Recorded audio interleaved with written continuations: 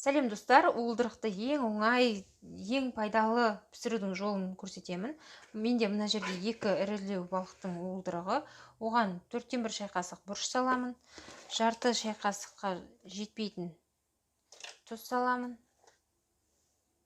1 ас қасық немесе 2 ас қасық сұйық май құямын.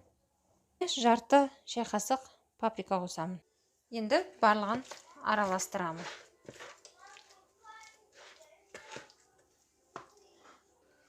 Тұзын аздап дәмдеуіштермен араластырғаннан кейін 1 немесе 2 жұмыртқа қосып, 1 келкі масса болғанға дейін араластырамыз.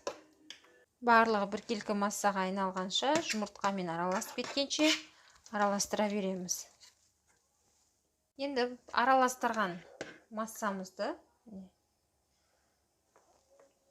пешке салатын ыдысымызға, қалыбымызға мынандай фольга төсейміз. Сөйтіп, бетіне ақырындап құямыз.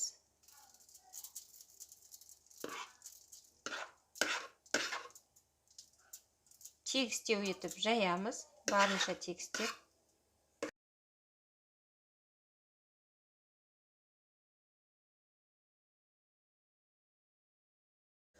«150 160 градуста қызып тұрған пешке салып, сарғайғанша пісіріп аламыз.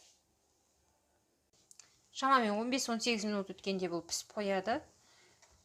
Піскендігін байқау үшін осындай тіс қошағашты тағып көреміз. Құрғақ болса, ол оның піскендігін білдіреді. Суытамыз. Енді піскен уылдырықты қалауымызша кесіп, ыдысымызға салып, аскөктермен бірге ұсынамыз. Кез келген көкшөппен жеген өте дәмді әрі пайдалы.